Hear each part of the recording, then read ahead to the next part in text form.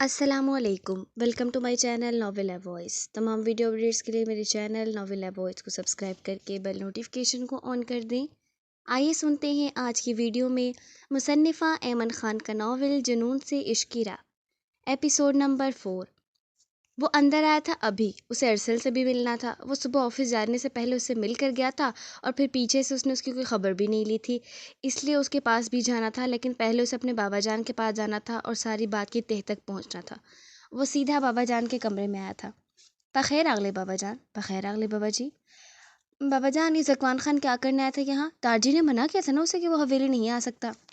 بچے، وہ میسا کا ہاتھ مانگنے آیا تھا اپنے لیے۔ واٹ نان سینس، ایسے کیسے ہاتھ مانگنے آ گیا؟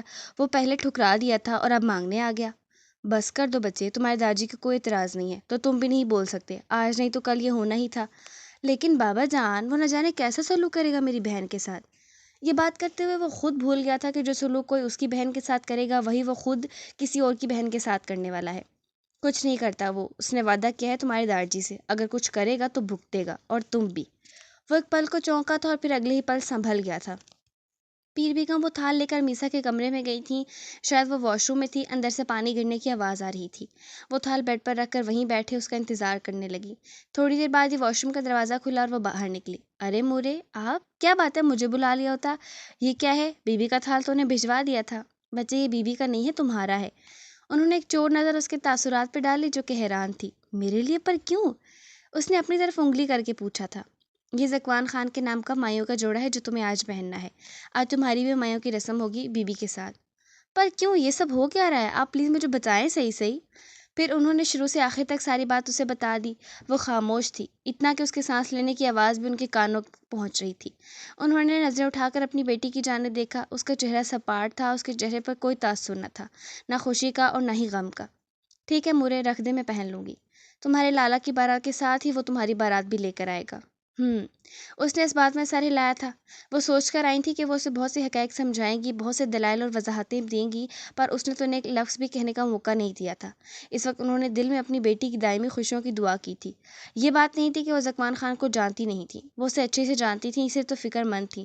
انہوں نے خود اللہ سے اپنی بیٹی کے لیے بے انتہا صبر مانگا تھا، پر یہ دعا کرتے ہوئے وہ بھول گئی تھیں کہ اللہ بھی صبر ان کو عطا کرتا ہے جو اس کے اہل ہوتے ہیں۔ اگر اللہ نے بہار کو صبر عطا کیا تو وہ اس کی اہل تھی۔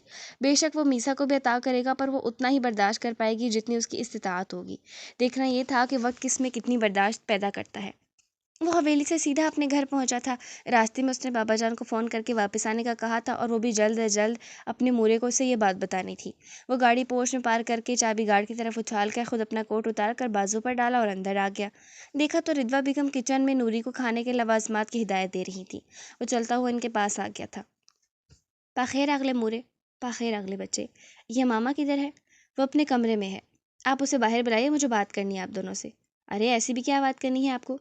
پتہ چل جائے گا، بلائیں تو صحیح۔ نوری جاؤ، یہ ماما بیبی کو بلا کر لاؤ۔ کچھ ہی دیر میں یہ ماما نیچے آتی ہوئی دکھائی دی۔ کیا بات ہے مورے، آپ نے بلوایا؟ ہاں، یہ ذکوان کو کوئی بات کرنی ہے۔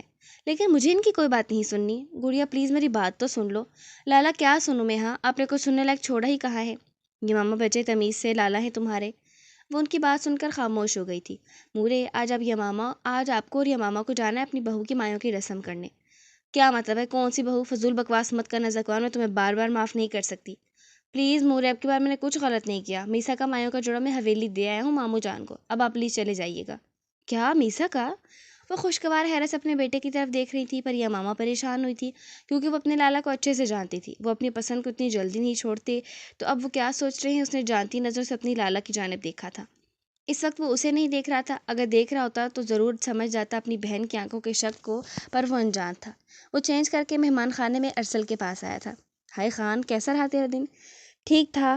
وہ مہمان خانے میں پڑے ہوئے صوفے پر گرنے کے انداز میں لیٹا تھا۔ کیا ہوا؟ کافی تھکا ہوا لگ رہا ہے۔ بس یار نہ پوچھ، اتنا کام تھا آفس میں، مجھے اوپر سے حویلی آ کر سیدھا میرا سامنا اس المینرڈ ذکوان خان سے ہوگا، سارا موڈ خراب کر کے رکھ دیا۔ وہ غصے سے بھنا رہا تھا، اس کا بس نہیں چل رہا تھا ذکوان خان اس کے سامنے ہوتا تو اس کا حشر بگاڑ دیتا۔ کام آن خان، اچھا خاصا ہینڈسم بندہ ہے وہ، دیکھا تھا میں نے اسے آج حویلی آتے ہوئے، یار کیا پرسنالٹی ہے، کیا شاہانہ انداز ہے، کیا روب ہے، بالکل تیری دوسری کاپی ہے۔ او فرسر، اپنا منہ بند کر لے، مجھے مت ملا تو اس سے، کہاں وہ اور کہاں میں اور کہاں وہ بدتمیز۔ اچھا جی، تمیز کے معاملے میں آپ بھی تقریباً اس جیسے ہی ہیں، سڑیل، سیدھے منہ کسی سے بات نہ کرنا، اکڑو مغرور۔ لگتا ہے بہت زیادہ مشاہدہ کیا ہوا ہے تو نے میرے بارے میں۔ وہ ایک ابرو اچکا کر اسے گھور رہا تھا۔ ارے ارے ایسے گھور تو مت مجھے، تیرا مشاہدہ نہ کرتا تو اور کس کا کرتا؟ سچ بتاؤ نا تو تیرے جو لندن میں اتنے فین ہیں نا، ان میں سے سر فہرست میرا ہی نمبر تھا۔ میں پاگل تھا تیری پرسنالٹی کے پیچھے، اسی لیے تو تجھ سے دوستی کی تھی میں نے۔ وہ اس کے اس انکشاف پر کہکا لگا کر ہنسا تھا۔ اس کا 2 منٹ والا خراب موڈ کہیں غائب ہو چکا تھا اور اس کی جگہ خوشگوار موڈ نے لے لی تھی۔ چل شکر، تیرا موڈ بہتر ہوا۔ اب کسی قسم کی غلط فہمی میں مت رہنا، وہ میں نے تیرا موڈ ٹھیک کرنے کے لیے کہا تھا، اور دیکھ آئی ایم سکسیسڈ۔ ہاں ہاں ہاں بیٹا، مجھے اپنے بارے میں کوئی خوش فہمی نہیں، کیونکہ میں جانتا ہوں کہ میں کیا ہوں۔ مجھے تیری گواہی کی ضرورت نہیں ہے۔ چل اب 2 منٹ میں تیار ہو، باہر چلتے ہیں۔ اوکے باس۔ وہ نماز پڑھ کر دوپٹہ نماز کی طرز میں ہی لپیٹے ہوئے اپنے کمرے سے باہر نکلی تھی۔ اب اس کا رخ پیر خان کے پوشن کی جانب تھا۔ وہ میسا کے کمرے کے باہر جا کر رکی تھی۔ اس نے دروازہ نوک کیا۔ اندر سے آ جاؤ کی آواز آئی تھی تو وہ اندر کی جانب بڑھ گئی۔ میسا اسے دیکھ کر مسکرائی تھی۔ کیا کچھ نہ تھا اس کی ایک مسکراہٹ میں؟ اذیت کر محبت پا لینے کا دکھ؟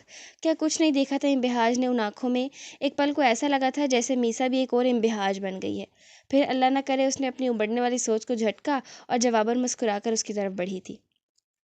پھر جوڑا آ گیا زکوان خان کے نام کا؟ جوڑا نہیں بی بی، کفن آ گیا زکوان خان کی قبر کا۔ وہ مسکرا کر گویا ہوئی تھی اور بدلے میں انبہاج بھی مسکرائی تھی۔ بہت جلد محبت نہ ملنے کا غم دور ہو گیا ہے تمہارا، کہا تھا نا تم، پھر اذیت کس بات کی ہے؟ اب محبت ملنے کی اذیت ہے بی بی۔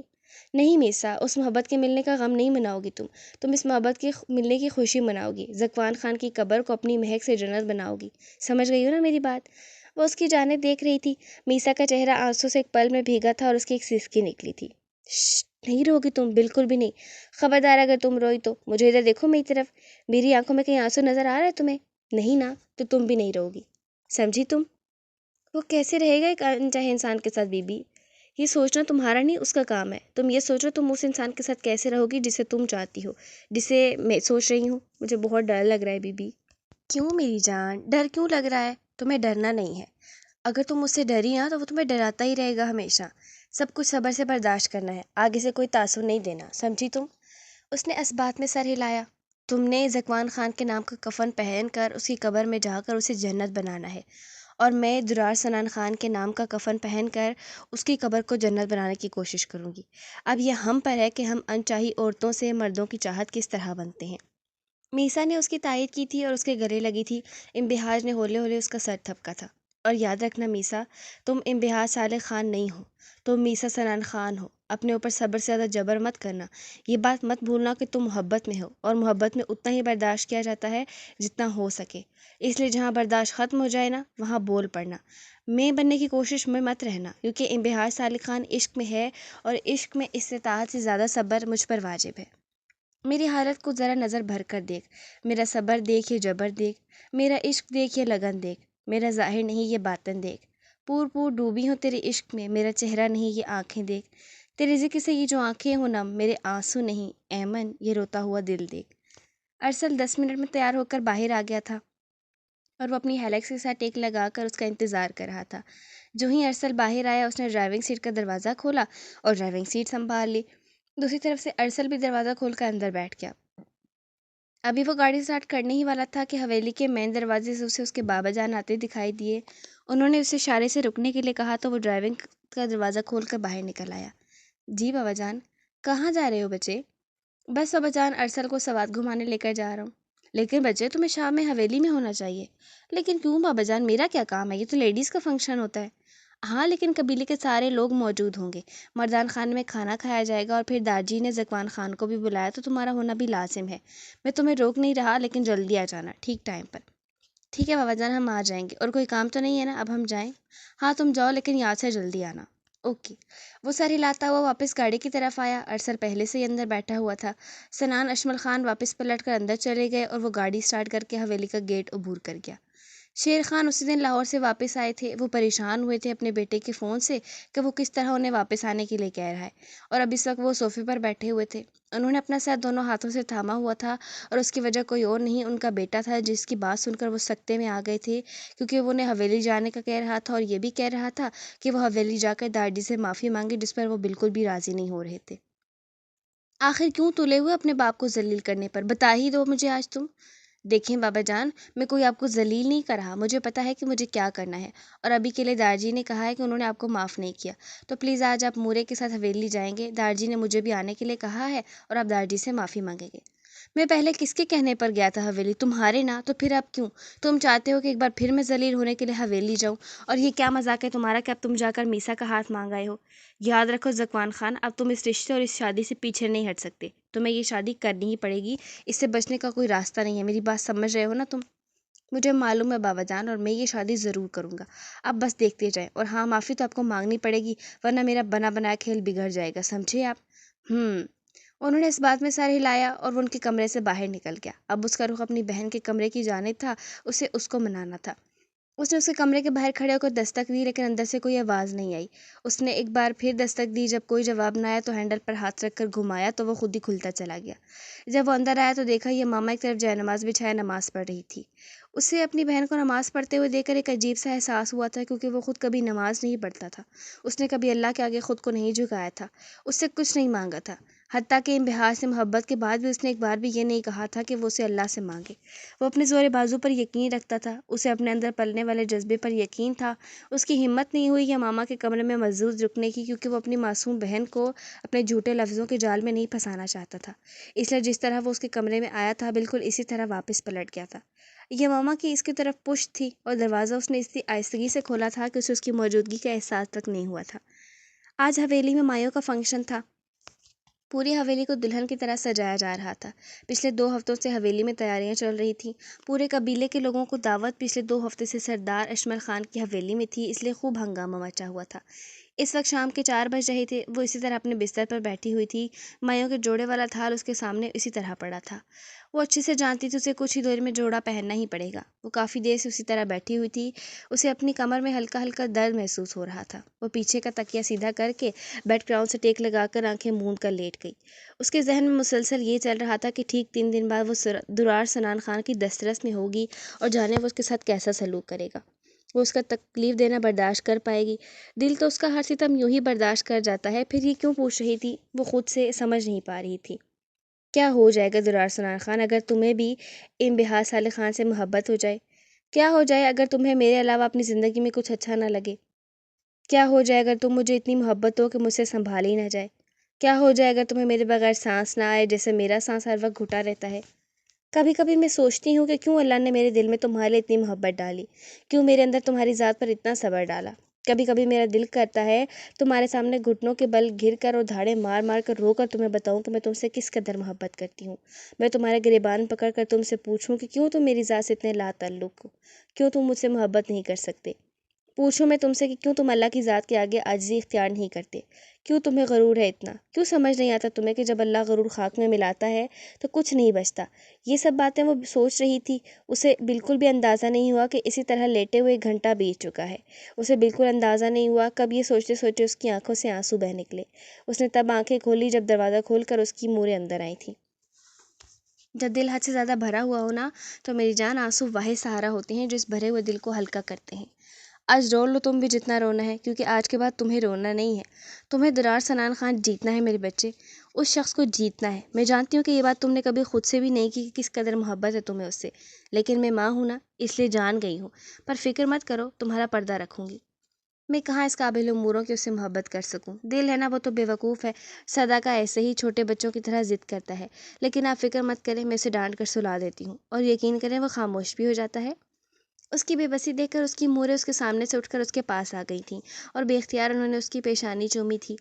وہ صرف تمہارا تھا، تمہارا ہے، اور جب تک اس کی اور تمہاری زندگی ہے تمہارا ہی رہے گا۔ اللہ نے اسے اس دنیا میں صرف امتحان کے لیے اتارا ہے، اور وہ اسی کا بن کر آیا ہے۔ جہاں تک بات رہی محبت کی، تو جب وہ اتارا ہی تمہارے لیے گیا ہے تو اس کی ذات ساری مجازی محبت بھی تمہارے لیے ہی ہوگی، صرف تمہیں صحیح وقت کا انتظار کرنا ہے، اس وقت کا جب درار سنان خان تم سے اپنی محبت کا اقرار کرے گا، اور یقین کرو وہ وقت دور نہیں ہے۔ اپنی مورے کی بات سن کر اس کے آنسوؤں سے بھیگے چہرے پر مسکراہٹ آئی تھی۔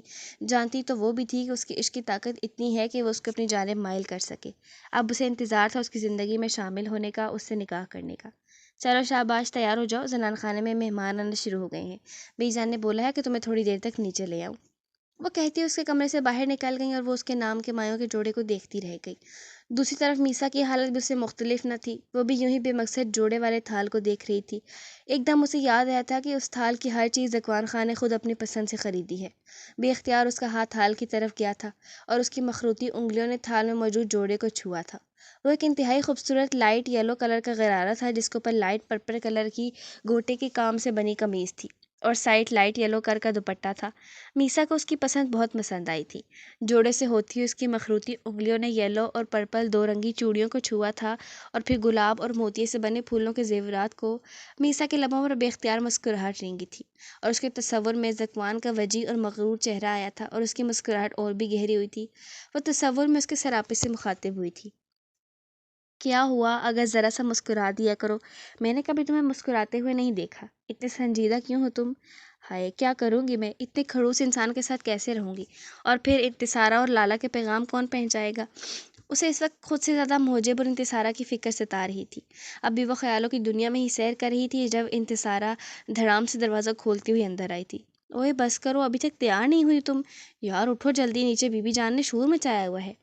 اس نے انتصارہ کو دیکھا جو بالکل تیار کھڑی تھی، شاکنگ پنک کلر کی فراک میں بالوں کو ایسے ہی کھلا چھوڑے اور دوپٹے کا ایک پلو سر پر ٹکائے وہ واقعی حسین لگ رہی تھی۔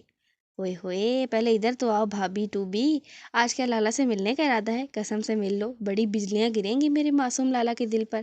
اور ویسے بھی میں تو حویلی سے چلی جاؤں گی تو تمہارے پیغامات کون پہنچائے گا؟ ہائے یہ تو میں نے سوچا ہی نہیں، وہ سر پر ہاتھ مار کر اس سے کہہ رہی تھی۔ ہائے اب میری لو سٹوری کا کیا بنے گا؟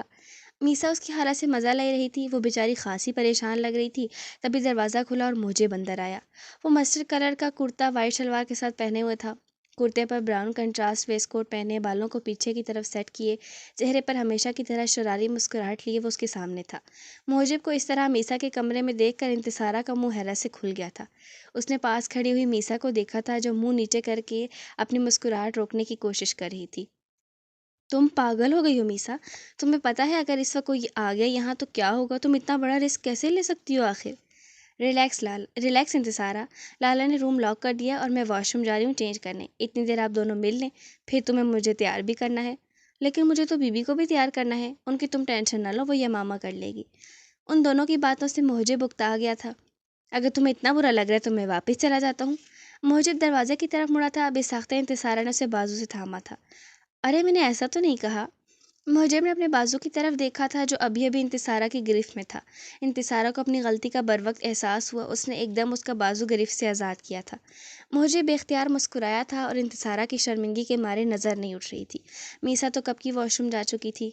تو پھر کیسا کہا ہے آپ نے؟ اب اسے دلچسپی سے دیکھ رہا تھا۔ میں نے تو کچھ بھی نہیں کہا۔ انتصارہ اس کے اس طرح دیکھنے پر سٹ پٹا گئی اور جلدی سے اپنے دوپٹے سے اپنا منہ ڈھانپ لیا۔ محجب کا فلک جکاف کہہ کر اس کی سرکت پر گونجا تھا۔ جتنا چھپانا ہے چھپا لو اپنا منہ، آنا تو تمہیں میری پاس ہی ہے، جلد یا بدیر، بلکہ جلد ہی کوئی انتظام کرنا پڑے گا۔ آج کل میرے حواسوں پر تم زیادہ ہی چھا رہی ہو، ویسے تم بہت خوبصورت لگ رہی ہو۔ میسا نے اپنا گلا کھنکار کر ان دونوں کو اپنی طرف متوجہ کیا تھا۔ محجب تو سٹ پٹا کر دروازے کی طرف بڑھا تھا کیونکہ اسے باہر سے مختلف آوازیں بھی آ رہی تھیں۔ اوکے میں چلتا ہوں اس سے پہلے کوئی آئے، وہ کہتا وہ باہر نکل گیا اور انتصارہ میسا کی جانب متوجہ ہوئی۔ رضویٰ بیگم آج بہت دنوں بعد حویلی آئی تھیں۔ وہ پہلی بار اتنے دنوں بعد حویلی آئی تھیں، ورنہ وہ اکثر حویلی آتی رہتی تھیں۔ یہ ماما تو آتے ہی سب سے مل کر انبہاج کے کمرے کی جانب چلی گئی تھی کیونکہ اسے راحمہ بانو نے کہا تھا کہ اس کی تیار ہونے میں مدد کرے۔ محجب تو میسا کے کمرے سے نکل کر بھاگ کر سبھی کی تلاش میں نکل پڑا تھا، اسے اس کو یہ ماما کے آنے کی خبر دینی تھی۔ وہ بھاگنے کے انداز میں چھوٹے خان کے پوشن میں آیا تھا، اس کا رخ اب سبھی کے کمرے کی جانب تھا۔ اس نے سبھی کے کمرے کا دروازہ کھولا، اندر آ گیا تو دیکھا سبھی ڈریسنگز کے سامنے کھڑا ہو کر بال بنا رہا تھا۔ وہ نیوی بلو کرتا وائٹ شلوار کے ساتھ پہنے ہوئے تھا اور ساتھ میں گرے کوٹ پہنے وہ بہت وجیح لگ رہا تھا۔ اوئے تو بس یہاں بال ہی بناتا رہی تو اور کیا نہ کروں، بال نہ بناؤں کیا؟ اوئے پاگل، آج پھوپھی جان اور یمامہ آ گئے ہیں کیا واقعی؟ وہ ہیئر برش چھوڑ کر محجب کی طرف پلٹا تھا۔ ہاں، اور اس وقت وہ تیرے ہی پوشن میں ہے، بی بی کے پاس۔ ہائے قسم سے مجھے بھی اتنی اچھی خبر سنائی تو نے مجھے خوش کر دیا ہے۔ اچھا بس اب چل نیچے، اگر پورا فیشن ہو گیا ہو تو بابا جان بلا رہے ہیں۔ ہاں چل۔ پھر وہ دونوں ساتھ چلتے ہوئے کمرے سے باہر آ گئے تھے۔ یمامہ انبہاج کے پاس اس کے کمرے میں تھی۔ انبہاج اس وقت درار کے نام کے مایوں کے جوڑے میں ملبوس تھی، ٹخنوں تک آتا کلیوں والا فراک جس کی ہر کلی میں گوٹے کا کام بنا ہوا تھا، نیچے اورنج چوڑی دار پاجامہ پہنے وہ حسدہ حسین لگ رہی تھی۔ اس وقت وہ دوپٹے سے بے نیاز تھی، اس کا دوپٹہ بیٹھ کے ایک طرف رکھا ہوا تھا، سنہری زلفیں پوری کھلی ہوئی تھیں، ابھی انہیں باندھنا باقی تھا، گہری سمندری آنکھیں اداس تھی، چہرہ ہمیشہ کی طرح سپاٹ تھا۔ اس نے تھال سے یلو اورنج چوڑیاں اٹھائیں، اپنی دونوں نازک مومی کلیوں میں پہن لیں اور پھر وہ ڈریسنگ ٹیبل کے سامنے رکھی ہوئی کرسی پر بیٹھ گئی۔ یہ ماما نے اس کے کولہوں تک آتی ہوئی سنہری زلفوں کو اپنے ہاتھوں میں تھاما اور آگے کر کے ان کی ڈھیلی ڈھالی چٹیاں بنائی تھی، اور بنانے کے بعد ان پر سے تھال میں گلاب اور موتی کے پھولوں کی ایک لڑی اٹھا کر اس کی چوٹی پر اچھی طرح لپیٹ دی تھی، جس سے وہ بہت خوبصورت لگ رہی تھی۔ دونوں کانوں میں گلاب اور موتی سے بنے آویزے پہنائے اور دونوں کلائیوں میں انہی پھولوں سے بنے گجرے، سر پر ٹیکا، اور پھر آخر میں بیڈ پر پڑا ہوا دوپٹہ اس کے سر پر ڈال دیا۔ اب وہ مکمل تیار تھی اور بلا شبہ بے پناہ حسین لگ رہی تھی۔ یہ ماما تو اس کا یہ روپ دیکھ کر حیرت میں تھی کہ کوئی اس قدر حسین کیسے ہو سکتا ہے۔ بی بی، یہ حسین تو اب ہمیشہ سے تھی، پر آج تو آپ اتنی خوبصورت لگ رہی ہیں کہ مجھے ڈر لگ رہا ہے آپ کو کسی کی نظر نہ لگ جائے کہیں۔ اس کی بات سن کر وہ مسکرائی تھی۔ اس کی بات کے جواب میں وہ خاموش رہی تھی، پر دل میں ضرور اس سے مخاطب ہوئی تھی۔ تمہیں کیا پتہ یہ ماما، جس نے دوسروں کی ساری بلائیں اپنے سر لی ہوتی ہیں نا، انہیں کسی کی نظر کم ہی لگتی ہے، اور میں نے جس کی بلائیں اپنے سر لی ہیں وہ کبھی مجھے ایسے دیکھے گا ہی نہیں کہ مجھے اس کی نظر لگے۔ کہاں کھو گئی ہیں آپ؟ چلیں نیچے۔ ہاں چلو۔ اس نے اسے تھاما اور میسا کے کمرے کی جانب آ گئی۔ اسے بھی ساتھ لینا تھا اور پھر دونوں نے زنان خانے میں جانا تھا۔ ان دونوں نے میسا کے کمرے کا دروازہ کھولا تو انتصارہ اسے بھی تیار کر چکی تھی۔ لائٹ یلو غرارے کے اوپر لائٹ پرپل گوٹے والی قمیض پہنے، پھولوں کے زیورات پہنے اور بالوں کی چوٹی بنائے وہ بھی بہت حسین لگ رہی تھی، پر امبہاج کو دیکھ کر تو اس کے منہ سے بھی ماشاءاللہ دا ہوا تھا۔ میسا بھی بہت حسین تھی، پر حویلی کی سب سے خوبصورت لڑکی امبہاج صالح خان تھی۔ ادھام اور محجب کی بھوری آنکھیں تھیں، جبکہ میسا اور درار کی کتھئی۔ میسا کافی حد تک درار سے ملتی تھی۔ سنہری رنگت، کتھئی آنکھیں، تیکھی ناک اور ناک میں ایک ڈائمنڈ کی نوز پنگ اور خوبصورت ہونٹ جن کا اوپری ہونٹ تھوڑا باریک تھا۔ پھولوں کے زیورات پہنے اور ہاتھوں میں یلو اور پرپل چوڑیاں پہنے اور سر پر دوپٹہ لیے وہ خوبصورت لگ رہی تھی۔ میسا، تم بہت پیاری لگ رہی ہو۔ بی بی، لیکن آپ کے مقابلے میں کچھ بھی نہیں لگ رہی میں۔ تمہیں میرے جیسا لگنا بھی نہیں ہے۔ یاد رکھنا تم میسا ہو، امبہاج نہیں، سمجھی؟ اس نے اس بات میں سر ہلایا اور امبہاج نے اسے گلے لگایا۔ چلو اب۔ یہ ماما اور انتصارہ ان دونوں کو چلنے کا کہہ رہی تھی جب پلوشیں دروازہ کھول کر اندر آئی تھی۔ تیار ہو تم دونوں؟ جی بھابھی۔ چلو پھر۔ وہ تینوں ان دونوں کو تھام کر نیچے زنان خانے میں لے آئی تھی، جہاں بی جان، ان دونوں کی مورے، پھوپھی جان اور باقی قبیلے کی بہت سی خواتین تھیں۔ زنان خانہ پورا بھرا ہوا تھا۔ بی جان نے ان دونوں کو اپنے ساتھ صوفے پر بٹھایا ہوا تھا۔ رضویٰ بیگم آگے بڑھی، انہوں نے میسا کی پیشانی چومی اور اس کی ہتھیلی پر شگن کے کچھ پیسے رکھے تھے۔ یہ سب کرتے ہوئے ان کی آنکھیں بار بار بھیگ رہی تھیں۔ پھر انہوں نے امبہاج کا ماتھا چوما اور اسے تھوڑی سی ہلدی لگائی تھی۔ ان کے رسم کرنے کے بعد بی بی جان نے دونوں کو ساتھ لگا کر پیار کیا تھا اور ہلدی کی رسم کی تھی۔ پھر پیر بیگم آئیں، انہوں نے امبہاج کو پیار کیا اور اس کے ہاتھ میں شگن تھمایا۔ لو بھئی رحمہ، تمہاری بیٹی آج سے میری ہو گئی ہے۔ ارے پیر بیگم، میری بیٹیاں تو بچپن سے ہی آپ کی تھیں، آپ ہی کے بیٹوں کی امانتی تھیں، میں نے تو کبھی انہیں اپنی بیٹیاں سمجھا ہی نہیں۔ زنان خانے میں موجود سب خواتین باری باری رسم کرنے آ رہی تھیں اور وہ دونوں سپاٹ چہروں کے ساتھ وہاں بیٹھی ہوئی تھیں۔ دوسری طرف مردان خانہ بھی پورا مرد حضرات سے بھرا ہوا تھا۔ وہاں سب موجود تھے، اگر کوئی نہیں تھا تو وہ دونوں تھے۔ شیر خان بھی آئے تھے، پر انہوں نے ابھی تک داجی سے معافی کا ایک لفظ بھی نہیں کہا تھا۔ داجی دوبارہ سنان خان سے پوچھ چکے تھے کہ وہ آیا کہ نہیں ابھی تک، اور اس طرح زکوان خان کے بارے میں بھی وہ پوچھ چکے تھے، مگر بے سود، کسی کو بھی معلوم نہیں تھا۔ داجی غصے سے ابھی سنان خان سے دوبارہ پوچھنے ہی والے تھے کہ انہیں سیڑھیوں سے درار آتا دکھائی دیا، ڈارک براؤن شلوار قمیض میں ملبوس، لائٹ براؤن شال کو فولڈ کر کے گلے میں ڈالے ہوئے، بھورے بالوں کو ہاتھ سے پیچھے ہٹا رہا تھا۔ کتھئی آنکھیں غرور سے چمک رہی تھیں اور وہ جانتا تھا کہ اس محفل کا وہ سب سے شاندار مرد ہے، کیونکہ اس کا مقابل ابھی اسے کہیں نظر نہ آیا تھا۔ 6.5 فٹ سے نکلتا ہوا قد، چمکتی ہوئی سرخ و سفید رنگت اور اس پر بھوری ہلکی داڑھی، کس قدر شاندار انسان تھا وہ۔ چہرے پر ہمیشہ کی طرح سنجیدگی تھی۔ قدم قدم چلتا وہ مردان خانے میں آ گیا۔ ابھی اس نے مردان خانے میں قدم رکھا ہی تھا کہ دور کاریڈور میں سے اپنا مقابل بھی نظر آ گیا تھا۔ اب اس محفل میں 2 شاندار مرد تھے۔ زکوان شیر خان سیاہ شلوار قمیض میں ملبوس تھا، ہلکی اسموک کلر کی شال کندھوں پر ڈالے وہ کسی ریاست کا جابر شہزادہ لگ رہا تھا، کیونکہ اس کے انابی ہونٹ ہمیشہ کی طرح بھینچے ہوئے تھے اور گرے آنکھیں فتح کے جوش سے چمک رہی تھیں۔ وہ بھی قدم قدم چلتا ہوا مردان خانے میں داخل ہوا تھا۔ اب وہ دونوں بالکل ایک دوسرے کے مقابل تھے، دونوں کی ہی آن بان شان سب سے الگ تھی۔ ایک غرور کے نشے میں تھا تو دوسرا جیت کے۔ لوگوں سے بے نیاز وہ دونوں اپنی گردنیں اکڑائے ہوئے کھڑے تھے۔ پھر داجی کے کہنے پر دونوں بیٹھ گئے۔ باہر ڈھول کی تھاپ ہو رہی تھی اور بہت سے قبیلے کے لوگ بھنگڑے ڈال رہے تھے۔ پوری حویلی میں ایک شور و غل تھا، ہر طرف افراتفری کا عالم تھا۔ زنان خانے میں خواتین ایک جھمگٹے کی صورت بیٹھ گئی تھیں اور ڈھولک بجائی جا رہی تھی۔ ساری خواتین یک زبان ہو کر گانے میں مصروف تھیں۔ میرے نہر سے آج مجھے آیا یہ پیلا چوڑا، یہ پیلا چوڑا، یہ ہری ہری چوڑیاں، اب کے پھولی بسنت میرے تایا کے گھر، پیاری تائی نے آج مجھے بھیجا یہ اپٹن سرما، یہ ہری چوڑیاں، اب کے پھولی بسنت میرے پھوپھا کے گھر، میری پھوپھو نے آج مجھے بھیجا یہ پھولوں کا گہنا، یہ پھولوں کا گہنا، یہ ہری ہری چوڑیاں۔ خواتین فل زور شور سے گانے میں مصروف تھی، وہ بیٹھی بیٹھی تنگ آ چکی تھی۔ اس نے انتصارہ سے بولا تو وہ بی بی جان سے اجازت لے کر ان دونوں کو لے کر اوپر چلی گئی تھی۔ محفل رات کافی دیر تک چلتی رہی۔ اب 2 دن بعد نکاح تھا اور پھر شام کو دونوں کی رخصتی۔ ان دونوں کو تو رخصتی کا سوچ سوچ کر ہی جھرجھری آ رہی تھی۔ رضوہ بیگم بھی اپنے گھر واپس جانے والی تھی جب زکوان خان کے اشارے پر شیر خان دارجی کے پاس آئے تھے۔ دارجی، میں بہت شرمندہ ہوں، آپ پلیز مجھے معاف کر دیں۔ وہ ان سے معافی مانگ رہے تھے۔ شیر خان، تم اس گھر کا داماد ہے اور ہم سب تمہارا بہت عزت کرتا ہے، لیکن جب اس طرح کی تم حرکتیں کرتا ہے نا تو ہم کو بہت غصہ آتا ہے تم پر۔ میں معافی چاہتا ہوں، آپ سے آئندہ خیال رکھوں گا۔ اور یاد رکھو، ہمارا پوتی کو تمہارا گھر میں کسی قسم کا کوئی مسئلہ نہیں ہونا چاہیے، ورنہ پھر تم یاد رکھنا کہ تمہارا اور تمہارے بیٹے کا کیا حال کروں گا۔ آپ فکر مت کریں دارجی، اسے کسی قسم کا کوئی مسئلہ نہیں ہوگا، ہماری اپنی بچی ہے۔ ٹھیک ہے، پھر اب جاؤ تم لوگ۔ مورے میں آج یہیں رکوں گی، صبح صبح واپس آ جاؤں گی، انتصارہ بہت کہہ رہی ہے۔ ٹھیک ہے بچے، تم رک جاؤ، لیکن یاد سے صبح واپس آ جانا، بہت کام ہے گھر پر بھی۔ اس نے اس بات میں سر ہلایا اور وہ دونوں آگے پیچھے باہر نکل گئے۔ زکوان خان پہلے ہی گھر کے لیے جا چکا تھا۔ ساری لڑکیوں نے آج امبہاج اور انتصارہ کے کمرے میں ہی رکنے کا پروگرام بنایا تھا۔ سوچا کہ رات بھر جاگ کر خوب ہلا گلا کریں گی۔ پلوشیں بھی ادھام کو کہہ کر ان کے ساتھ ہی آ گئی تھیں۔ بیڈ پر امبہاج اور پلوشیں نے اپنا بستر لیا، جبکہ یمامہ، انتصارہ اور میسا نے درخنے سے کہہ کر نیچے گدے بچھوا لیے۔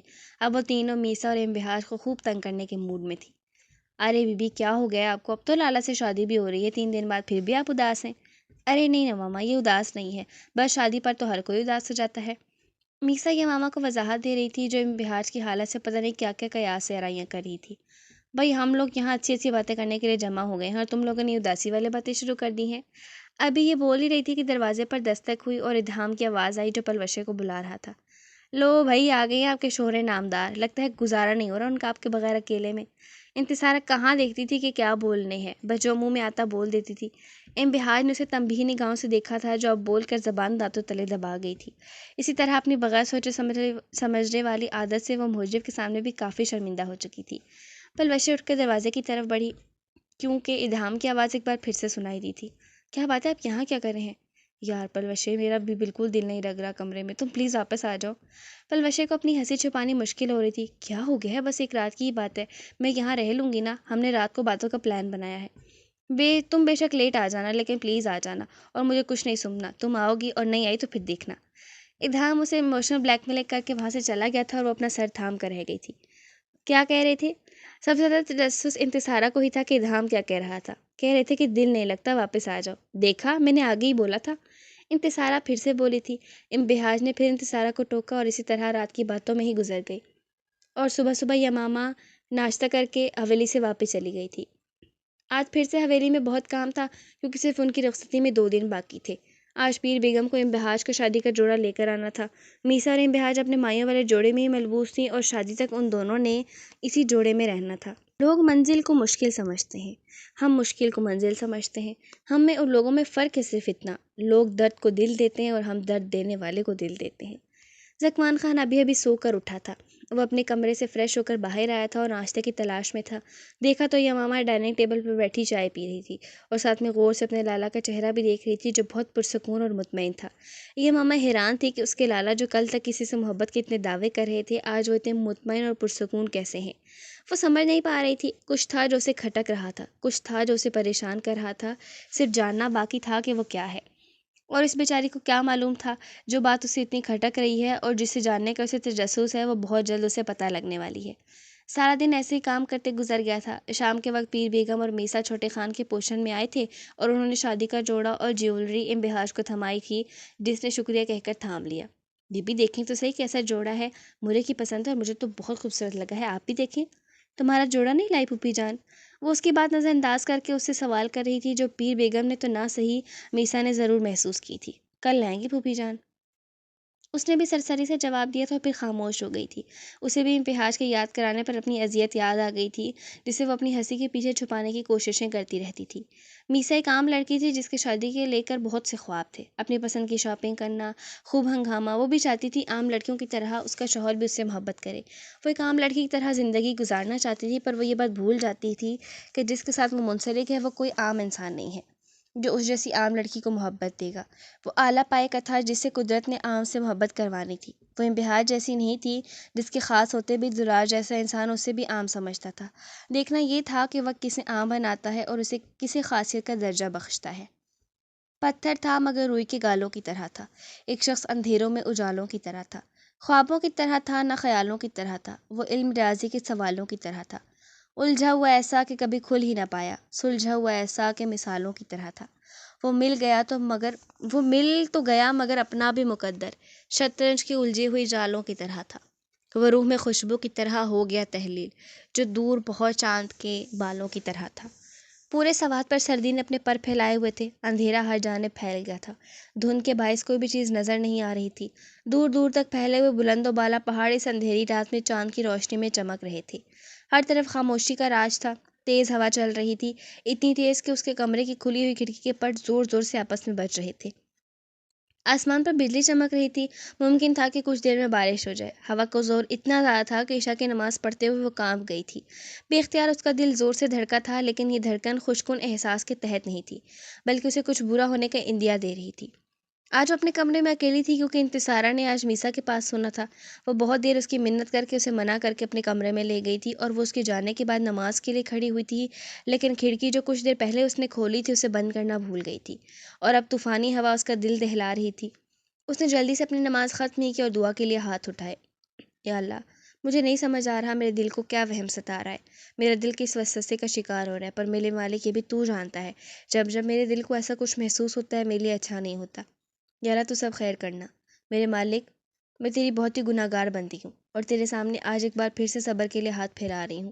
میرے یقین ڈگمگانے مت دینا، مجھے ہمت دے، حوصلہ دے، میں تیری ڈالی گئی آزمائشوں پر پورا اتر سکوں۔ میرے مالک، میں تجھ سے تیرا کرم مانگ رہی ہوں، اپنی اس گناہ گار بندی کا ہاتھ تھام لے میرے مالک۔ اسے اندازہ بھی نہیں ہوا تھا کہ کب دعا مانگتے مانگتے اس کے آنسو ایک جھری کی صورت میں آنکھوں سے بہہ نکلے تھے۔ ایسا ہی تو ہمیشہ تھا، اس کی ذات ڈھکی ہوئی تھی دنیا کے سامنے۔ وہ مضبوط تھی، پر ایک اللہ تھا جس کے سامنے انبہار صالح خان بڑھانا تھی، جو اس کے دل میں پلنے والی ہر تکلیف سے واقف تھا۔ اس کی ذات ہر اذیت سے باخبر تھا۔ اس کے جسم کے زخموں سے رسنے والی پیپ پر وہی تو تھا جو اپنی رحمت سے مرہم رکھتا تھا، وہی تو تھا جس کے آگے وہ اپنا آپ عیاں کرتی تھی۔ باہر بجلی ایک بار پھر زور سے کٹ گئی تھی اور اس کے ساتھ اس کا دل بھی جو نہ جانے کیوں پریشان تھا۔ طبیب یوں کوششیں نہ کر، تجھے کیا خبر میرے مرض کی، تو عشق کر، پھر چوٹ کھا، پھر لکھ دوا میرے درد کی۔ وہ دعا مانگ کر فارغ ہوئی۔ اس نے جانماز طے کر کے ایک طرف رکھی اور کھڑکی کی جانب بڑھی جو بھی متواتر کھلی ہوئی تھی، پر اب باہر ہوا کے ساتھ بارش کے ننھے قطرے بھی اندر آ رہے تھے۔ باہر طوفانی بارش ہو رہی تھی اور بجلی بھی اپنے پورے زور سے کڑک رہی تھی۔ اس نے آگے بڑھ کر کھڑکی کے دونوں پٹ تھامے اور انہیں کھینچ کر بند کر دیا۔ جو ہی وہ کھڑکی بند کر کے پلٹی، ایک دم اندھیرا چھا گیا۔ شاید موسم کی خرابی کی وجہ سے لائٹ چلی گئی تھی۔ اس نے سوچا ویسے بھی اس وقت تک تو حویلی میں سب سو جاتے تھے کیونکہ رات کے 12 بج رہے تھے اور سردار اشمل خان کی حویلی میں سب جلدی سونے اور جلدی اٹھنے کے عادی تھے، پر کچھ لوگ ایسے بھی تھے جو دیر سے سوتے تھے اور دیر سے ہی اٹھتے تھے۔ پوری خان حویلی اندھیرے میں ڈوبی ہوئی تھی۔ وہ بھی کھڑکی بند کر کے اپنے بستر کی جانب بڑھی تھی۔ آج پتہ نہیں اسے نیند کیوں نہیں آ رہی تھی، نیند اس کی آنکھوں سے کوسوں دور تھی۔ جو ہی میں اپنے بستر پر آ کر بیٹھی، اسے اپنے کمرے کا دروازہ کھلنے کی آواز آئی۔ کسی نے دروازہ انتہائی آہستگی سے کھولا تھا، اتنا کہ اس کے علاوہ کسی کو آواز نہیں گئی ہوگی۔ اس نے سوچا تھا شاید انتصارہ واپس آ گئی، پر وہ کسی کے بھاری بوٹوں کی آواز تھی جو خاموشی میں محسوس ہو رہی تھی۔ اس کا دل اندر سے بدرے کانپا تھا، اتنا کہ وہ لرز گئی۔ اس کی آواز اندر ہی کہیں گھٹ رہی تھی۔ اس نے بولنا چاہا تھا کہ کون ہے، پر آواز نہیں نکل رہی تھی۔ اندھیرے کے باعث وہ شخص اس کا چہرہ نہیں دیکھ سکتا تھا، اس بات پر وہ اپنے رب کی شکر گزار تھی، اور نہ وہ اس کا چہرہ دیکھ سکتی تھی۔ وہ اب اس کے سر پر پہنچ چکا تھا، اس کے بستر سے بس ذرا فاصلے پر۔ کون ہو تم؟ وہ بہت ہمت کر کے بس اتنا ہی کہہ پائی تھی۔ شش۔ کسی نے اسے انگلی دکھا کر خاموش رہنے کا اشارہ کیا تھا۔ اندھیرے کے باعث اس کی اٹھنے والی انگلی کا عکس دیکھ سکتی تھی۔ اسے دنیا گھومتی ہوئی محسوس ہو رہی تھی، پر اسے ہوش میں رہنا تھا، ورنہ وہ شخص اس کا چہرہ دیکھ سکتا تھا اور وہ اسے اپنا چہرہ دکھا کر گناہگار نہیں ہو سکتی تھی۔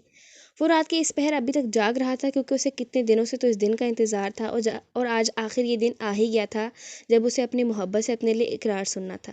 اس وقت وہ بالکل اپنے ہوش میں نہیں تھا، اسے کچھ بھی یاد نہیں تھا، صرف یاد تھی تو انبہار صالح خان کی ایک جھلک جو دیکھتے ہی وہ اس کے آگے دل ہار بیٹھا تھا، اور صرف اس کی ہے اس بات کو وہ دن میں بہت بار دہراتا بھی تھا اور سوچتا بھی تھا۔ وہ ڈبل گیم کھیل رہا تھا، ایک اس کے خاندان کے لیے تھی، دوسری اس کے دل کے لیے۔ وہ ذکوان شیر خان تھا جو دونوں کو بخوبی راضی کرنا جانتا تھا۔ خاندان اس نے فتح کر لیا تھا اور اب دل فتح کرنا باقی تھا، اور وہی فتح کرنے اس نے جانا تھا۔ بس ایک فون کال کا انتظار تھا جو اسے موصول ہو چکی تھی کہ اس کا فون بپ دے رہا تھا۔ باہر بارش زوروں کی ہو رہی تھی، ایسا لگ رہا تھا آج بارش ساری گرد صاف کر دے گی۔ یہ ماما اپنے کمرے میں گہری نیند سو رہی تھی کہ بے اختیار اسے شدید پیاس کا احساس ہوا تھا۔ اس نے آنکھیں کھولی اور سائڈ ٹیبل پر نظر دوڑائی، پر وہاں پڑا ہوا پانی کا جگ خالی تھا۔ وہ نہ چاہتے ہوئے بستر سے اٹھی تھی۔ باہر سردی شدید تھی اور بارش زور سے ہو رہی تھی۔ وہ دوپٹہ اوڑھ کر جگ اٹھا کر اپنے کمرے سے نکلی تھی۔ یہ ماما کا کمرہ اور ذکوان کا کمرہ اوپر کے پورشن میں تھا، جبکہ رضویٰ بیگم اور شیر خان کے نیچے والے پورشن میں تھا، اور مہمان خانہ بھی نیچے والے پورشن میں تھا۔ شیر خان کا گھر بھی حویلی کی طرز کا ہی بنا ہوا تھا۔ وہ نیند نہیں تھی جب اس کی نیند غائب ہوئی تھی، جب وہ ذکوان کے کمرے کے باہر پہنچی اور بے دھیانی میں اس کی توجہ ذکوان کی آواز کی جانب چلی گئی۔ وہ وہیں اپنی جگہ پر ساکت ہو گئی۔ اسے اپنے کانوں پر یقین کرنا مشکل ہو رہا تھا کہ اس کے جان سے پیارے لالا آخر کیا کہہ رہے تھے۔ وہ جو اتنے دنوں کا سکون تھا اس کے لالا کے چہرے پر، اب اس کی وجہ سمجھ آئی تھی۔ وہ انبہار صالح خان کو اٹھانے کی بات کر رہا تھا اور اس کا کام ہو گیا تھا، اور وہ شخص جو اس کے لالا تھے وہ اسے شاباش دے رہے تھے۔ اسے شدت سے اپنے لالا سے نفرت محسوس ہوئی تھی۔ تم میرے ساتھ چلو گی ابھی اور اسی وقت؟ بکواس بند کرو، میں تمہارے ساتھ کیوں جاؤں گی؟ جاؤ یہاں سے ورنہ میں شور مچا کر سب کو اکٹھا کر لوں گی۔ کوئی فائدہ نہیں ہے بی بی، میرا ایک آدمی تمہارے ماں باپ کے کمرے کے باہر ہے، تم نے ادھر شور مچایا، ادھر وہ دونوں گئے۔ نہیں پلیز، تم ایسا کچھ نہیں کرو گے۔ لائٹ ابھی بھی نہیں آئی تھی اور باہر طوفانی بارش اور زور پکڑ چکی تھی۔ تو پھر چپ چاپ چلو میرے ساتھ۔ لیکن تم ہو کون اور مجھے کیوں لے کر جا رہے ہو اور کہاں لے کر جا رہے ہو؟ اف لڑکی، تم کتنے سوال کرتی ہو، جلدی کرو، میرے پاس زیادہ وقت نہیں ہے۔ صفدر نے آگے بڑھ کر اس کے کمرے کا دروازہ کھولا تھا، اسے باہر نکلنے کا اشارہ کیا تھا۔ اس نے اپنے دوپٹے سے اپنے چہرے کو ڈھانپا تھا اور ڈر اور خوف سے بری حالت کے باوجود لرزتے قدموں کے ساتھ اس کے پیچھے چل دی۔ اس نے اس لمحے اپنا آپ اللہ کے سپرد کر دیا تھا۔ حویلی میں ہنوز اندھیرا تھا اور آگے آگے چل کر وہ اس کی رہنمائی کر رہا تھا۔ وہ اس کے پیچھے چلتے ہوئے یہ سوچ رہی تھی کہ وہ کیا کرے اب۔ اس کی جگ پر گرفت مغموز ہوئی تھی کیونکہ اگر اس کے ہاتھ سے جگ چھوٹا تو ذکوان خان کو پتہ چل جاتا اور اسے اس وقت ہمت سے کام لینا تھا اور عقل مندی کا مظاہرہ کرنا تھا۔ اس کے پاس صرف آج کی رات تھی، اگر یہ رات گزر جاتی تو اس کی جان سے پیاری بی بی کی عزت بھی لٹ جاتی، اس لیے وہ شدید ضبط سے کام رہی تھی۔ اس نے یہ سن لیا تھا کہ اس کو کہاں لے کر جایا جا رہا ہے، اب اسے جلدی کوئی لاہے عمل طے کرنا تھا۔ وہ دبے پاؤں بھاگتی ہوئی اپنے کمرے میں گئی تھی۔ اس نے اپنے کمرے کی کھڑکی کھولی تھی۔ باہر بارش اپنی جوبن پر تھی، بجلی زور و شور سے کڑک رہی تھی اور طوفانی ہوا چل رہی تھی۔ ایک دم اسے شدید سردی کا احساس ہوا تھا۔ بے ساختہ اسے اپنے بازو فولڈ کیے تھے۔ اس نے جلدی سے کھڑکی بند کی اور آہستگی سے الماری کھول کر اپنی پشمینہ کی شال اوڑھ کر جلدی سے دبے پاؤں باہر نکل آئی۔ اب اس کا رخ مین ڈور کی جانب تھا۔ اس نے مین ڈور کھول کر تھوڑا انتظار کیا کیونکہ باہر ذکوان خان کے لینڈ کروزر سٹارٹ ہونے کی آواز آئی تھی۔ وہ اس کی گاڑی کے جانے کے بعد جلدی نکلی تھی۔ اس کا رخ پوچھ کی جانب تھا۔ دریا خان، جلدی گاڑی نکالو فوری، اور خبردار کسی کو خبر ہوئی نا ورنہ جانتے تو ہو تم۔ اس نے چادر سے منہ ڈھانپا ہوا تھا، جلدی سے گاڑی میں بیٹھی تھی۔ اس نے گاڑی حویلی کی طرف لے جانے کے لیے کہا تھا۔ وہ جلد سے جلد حویلی پہنچنا چاہتی تھی، وہ بھی اتنی رازداری سے کہ حویلی میں کسی کو خبر نہ ہو۔ وہ دعا کر رہی تھی کہ آج کی رات لمبی ہو جائے اور جب تک بی بی گھر واپس نہ آئے تب تک رات نہ سرکے۔ وہ دریا خان کو مسلسل گاڑی جلدی چلانے کا کہہ رہی تھی۔ سڑکوں پر بارش کے باعث پانی جمع تھا اور بارش ابھی بھی اسی آب و تاب سے جاری تھی۔ وہ تقریباً رات کے 1:15 حویلی پہنچی تھی۔ اس کے اپنے گھر میں کسی کو بھی خبر نہیں تھی کہ وہ اس وقت اپنے کمرے میں بستر پر موجود نہیں ہے۔ وہ جلدی سے گاڑی سے اتری اور مین ڈور کی طرف بڑھی۔ حویلی پوری اندھیرے میں ڈوبی ہوئی تھی۔ جنریٹر بھی پانی جانے کی وجہ سے سٹارٹ نہیں ہو رہا تھا، اس لیے اس وقت صرف قسمت سے گلبانو جاگ رہی تھی، جو حویلی میں جگہ جگہ موم بتیاں رکھ کر اندھیری میں تھوڑی روشنی پھیلانے کی ناکام کوشش کر رہی تھی۔ یہ ماما تیزی سے اندر آئی تھی کیونکہ وقت اس کے ہاتھ سے سرکتا جا رہا تھا۔ شکر تھا جو اسے گلبانو دکھ گئی۔ گلبانو بھی یہ ماما کو حویلی میں اس پہر دیکھ کر حیران ہوئی تھی۔ یہ ماما نے اسے خاموش رہنے کا کہا تھا، اس طرح کہ کہیں راز تو ان حویلی کے نوکروں کے سینے میں دفن ہوتے ہیں تو ہر کوئی ان پر بھروسہ کر سکتا تھا۔ گلبانو اس کے پاس آئی تھی۔ یہ ماما نے منہ سے چادر ہٹائی تھی۔ بی بی جی آپ اس وقت؟ شش گلبانو، کسی کو پتہ نہیں چلنا چاہیے کہ میں رات کے اس پہر یہاں آئی ہوں۔ تم جاؤ جلدی درار لالا کو کہو مجھے ان سے ملنا ہے ابھی اور اسی وقت، میدان خانے میں آئے، بات بہت ضروری ہے۔ لیکن بی بی اس وقت تو خان جی سو گئے ہوں گے۔ گلبانو وقت زیادہ نہیں ہے میرے پاس، تم بس جاؤ اور انہیں اٹھاؤ، جو بھی کرنا پڑے کرو لیکن جلدی کرو، اور یاد رکھو کسی کو کانوں کان خبر نہیں ہونی چاہیے۔ جی بی بی جو حکم۔ وہ پلٹی اور تیزی سے سیڑھیوں کی جانب بڑھی اور سیدھا درار کے کمرے کے دروازے پر پہنچی تھی۔ اس نے دروازہ نوک کرنے کے بجائے آواز دینا ہی مناسب سمجھا تھا، کیونکہ وہ جانتی تھی پیر خان کے پوشن میں سارے کمرے ساتھ تھے، تو اگر وہ دروازہ نوک کرتی تو ضرور کسی کے جاگنے کا اندیشہ ہوتا۔ اس لیے اس نے آواز تھی، جو ابھی بستر پر آ کر لیٹا ہی تھا، کسی کے خود کو پکارنے پر ہڑبڑا کر اٹھا اور خود تشویش میں تھا کہ رات کے اس پہر اسے کون آواز دے رہا ہے۔ وہ جلدی سے بستر چھوڑ کر اٹھ بیٹھا اور دروازہ کھولا۔ سامنے گلبانو حواس باختہ سی کھڑی تھی۔ گلبانو، تم اس وقت یہاں کیا کر رہی ہو؟ وہ ماتھے پر بل ڈالتا وہ گلبانو سے مخاطب تھا۔ وہ خان، یہاں نہیں بتا سکتی، بات بہت ضروری ہے۔ بولو کیا بات ہے؟ وہ اسے شدید پریشان لگ رہی تھی۔ اس نے دروازے سے ہٹ کر اندر آنے کا راستہ دیا۔ خان جی، وہ نیچے یمامہ بی بی آئی ہیں، وہ بہت پریشان ہیں۔ انہوں نے کہا کہ آپ سے بولوں مردان خانے میں آئے، جلدی انہیں بات کرنی ہے۔ گلبانو کی بات سن کر وہ پریشان ہوا تھا، کیونکہ یمامہ اسے ایسے کیسے ملنے کا کہہ سکتی تھی؟ ضرور کوئی بہت ضروری بات تھی۔ وہ خود بھی پریشان ہوا۔ ٹھیک ہے، تم چلو، میں آتا ہوں۔ اس وقت وہ وائٹ شلوار قمیص میں ملبوس تھا۔ اس نے کاؤچ سے اپنی شال اٹھا کر اوڑھی اور دبے پاؤں کمرے سے نکل کر سیڑھیاں عبور کر کے مردان خانے میں آ گیا۔ اسے مردان خانے کی جالیوں کے پار وہ کھڑی نظر آئی۔ اس نے اپنا منہ اسکن پشمینہ کی چادر سے ڈھانپ رکھا تھا اور وہ نگاہیں نیچے کر کے کھڑی تھی۔ جی بولو بچے، کیا بات ہے؟ خیر ہے نا سب؟ اس نے اس کی گھبرائی ہوئی حالت دیکھ لی تھی، اس لیے نرمی سے مخاطب ہوا تھا۔ وہ لالا، وہ گھبراؤ نہیں بچے، بولو کیا بات ہے جو تم اتنی رات کے یہاں آئی اور اس طرح مجھ سے مل رہی ہو؟ وہ لالا، بی کیا ہوا اسے؟ وہ لالا، زکوان لالا نے کسی سے کہہ کر بیوی کو اٹھوا لیا ہے۔ وہ بیوی کو ڈیرے لے کر گئے ہیں۔ یہ کیا کہہ رہی ہو؟ میں ٹھیک کہہ رہی ہوں لالا، اور اگر اس وقت بیوی واپس حویلی نہ آئی تو وہ زندہ نہیں بچیں گی۔ درار کا تو یہ سن کر رنگ لمحوں میں فک ہوا تھا۔ غصے سے اس کی رگیں تن گئی تھیں اور چہرہ ضبط سے سرخ پڑ گیا تھا۔ آپ فکر مت کرو، صبح ہونے سے پہلے حویلی میں ہوگی اور اسے میں لے کر آؤں گا، پر ایک بات یاد رکھنا کہ آپ کے لالا کو میں چھوڑوں گا نہیں۔ یہ ماما، آپ گھر واپس جائیں، آپ کا اتنی رات کو گھر سے باہر رہنا ٹھیک نہیں۔ صبح آپ کی بیبی آپ کو صحیح سلامت ملے گی۔ شکریہ لالا، لیکن پلیز جلدی کریں، وقت بہت کم ہے آپ کے پاس۔ 1:30 بج گیا ہے، صبح ہونے میں زیادہ وقت نہیں ہے۔ ٹھیک ہے، آپ آئیں میرے ساتھ۔ وہ مردان خانے سے نکلا اور یمامہ زنان خانے سے۔ اس نے یمامہ کے ڈرائیور دریا کو سختی سے دھمکایا تھا کہ وہ اپنا منہ بند رکھے، اور خود وہ اپنی ہیلکس کی جانب آیا تھا۔ اس نے جلدی سے ہیلکس کا دروازہ کھولا اور اندر بیٹھا۔ اس نے گاڑی سٹارٹ کی۔ بارش آج رکنے کا نام نہیں لے رہی تھی۔ اس نے بے ساختہ گھڑی دیکھی جس پر اب 1:45 ہو رہے تھے۔ اس نے اپنی ہیلکس کی سپیڈ کو اور تیز کیا تھا۔ میرے دل کا حال نہ جانو اس وقت ایمن، تجھے کھونے کے بعد لگتا ہے زندگی چھوٹ رہی ہے۔ وہ پاگلوں کی طرح چلا رہا تھا گاڑی۔ اسے سمجھ نہیں آتی کہ وہ کیوں پاگل ہو رہا ہے۔ شاید اس کی غیرت اسے اندر سے کچوکے لگا رہی تھی کہ اس کی عزت اس وقت کسی غیر مرد کے پاس ہے۔ اس وقت اس کا ذہن معاف ہو رہا تھا اور طوفانی بارش میں بھی وہ اپنے ہیلکس کو پاگلوں کی طرح سڑک پر دوڑا رہا تھا۔ اس نے جو ہی گاڑی سٹارٹ کی تھی، اس کے گارڈ اس کے ساتھ آ گئے تھے۔ اس وقت درار سنان خان کو اپنی عزت ہاتھوں سے پھسلتی ہوئی محسوس ہو رہی تھی۔ وہ لوگ اسے لے کر ڈیرے پر آئے تھے۔ امبہاج آج پہلی بار خانوں کا ڈیرا دیکھ رہی تھی، کیونکہ وہ آج سے پہلے کبھی بھی یہاں نہیں آئی تھی۔ صفدر کو امبہاج کے ساتھ کسی قسم کی بدتمیزی یا اسے چھونے کی اجازت زکوان خان کی جانب سے نہیں دی گئی تھی، کیونکہ وہ جانتا تھا کہ اگر اس نے حکم کی خلاف ورزی کی تو وہ اس کا وہ حال کرتا کہ اسے عبرت کا نشان بنا کر رکھ دیتا۔ اس نے اس کو اندر کمرے میں رکھا تھا۔ اس وقت امبہاج صالح خان کا دل کر رہا تھا زمین پھٹے اور وہ اس میں دفن ہو جائے، کیونکہ اس وقت وہ غیر محرموں کے رحم و کرم پر تھی، اور وہ جانتی تھی اگر یہ رات سرک گئی تو صبح وہ کسی کو منہ دکھانے کے قابل نہیں رہے گی۔ وہ مسلسل اپنے اللہ سے اپنی عزت کی سلامتی کے لیے دعا گو تھی۔ اس نے اپنے دوپٹے سے چہرہ زور سے ڈھانپ رکھا تھا۔ وہ کمرے میں تنہا تھی، مگر پھر بھی اس نے اپنے چہرے سے دوپٹہ نہیں ہٹایا تھا۔ صفدر باہر بیٹھا ہوا غور سے کھڑکی سے اس خوبصورت اور قیامت خیز لڑکی کو دیکھ رہا تھا۔ بے شک وہ منہ ڈھانپے ہوئی تھی، مگر اس کے سنہری بال جو کہ اس کے دوپٹے سے ڈھانک رہے تھے، اس کے سفید مومی ہاتھ اور گہری سمندری آنکھیں ہی صفدر جیسے بدکردار مرد کو شیطانیت پر اتارنے کے لیے کافی تھیں۔ وہ خود پر اور ضبط نہیں کر سکا اور زکوان خان کی ہدایت پر 2 حرف بھیج کر وہ کمرے کی جانب بڑھا۔ امبہاج نے کمرہ اندر سے بند کر رکھا تھا۔ اے لڑکی، دروازہ کھول جلدی۔ نہیں، میں نہیں کھولوں گی۔ اس نے بھی ڈر کے مارے جواب دیا تھا۔ دروازہ کھول ورنہ توڑ دوں گا، اور پھر جو تیری حالت ہوگی نا، تیری سوچ ہے۔ اس بار اس نے کوئی جواب نہیں دیا تھا، وہ خاموش رہی تھی۔ اے لڑکی، سنائی نہیں دے رہا؟ دروازہ کھول ورنہ۔ وہ دھمکی دے رہا تھا اور ساتھ میں زور زور سے دھکا مار کر دروازہ توڑنے کی کوشش بھی کر رہا تھا۔ ادھر جوں دروازے کو دھکا لگ رہا تھا، امبہاج کے دل کی دھڑکنیں اور تیز ہوتی جا رہی تھیں۔ اسے لگ رہا تھا اس کا دل ابھی کے ابھی بند ہو جائے گا۔ ایک جھٹکے سے اس نے دروازہ توڑا تھا۔ دوسرا آدمی گیٹ پر پہرا دے رہا تھا۔ دروازے کے ٹوٹتے ہی وہ شیطانی مسکراہٹ سجائے اندر آیا تھا، اور امبہاج کو اپنا سانس رکتا ہوا محسوس ہو رہا تھا۔ وہ قدم بڑھاتا ہوا اس کی جانب بڑھ رہا تھا اور وہ مسلسل پیچھے ہٹ رہی تھی۔ خبردار، میرے پاس مت آنا تم۔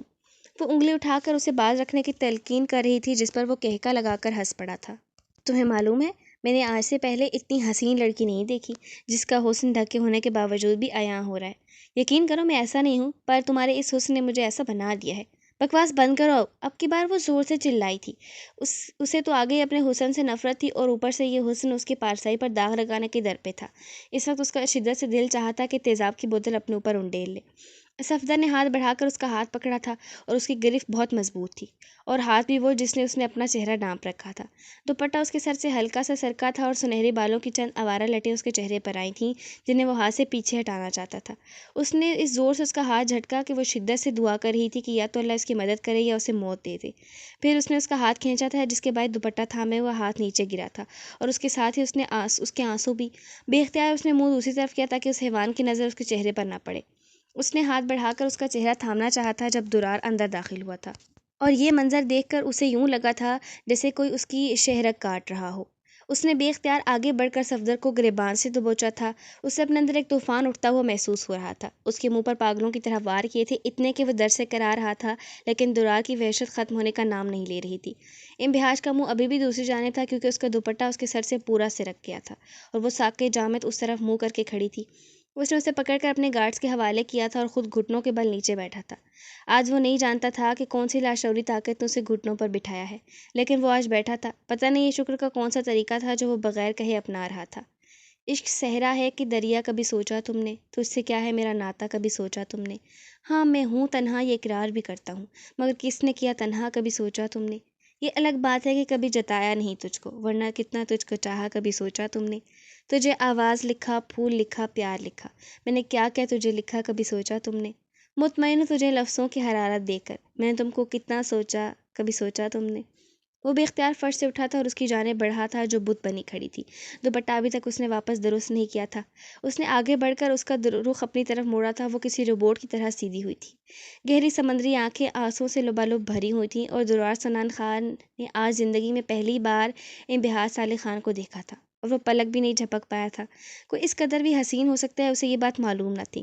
وہ بت بنے اس کے چہرے کو دیکھ رہا تھا۔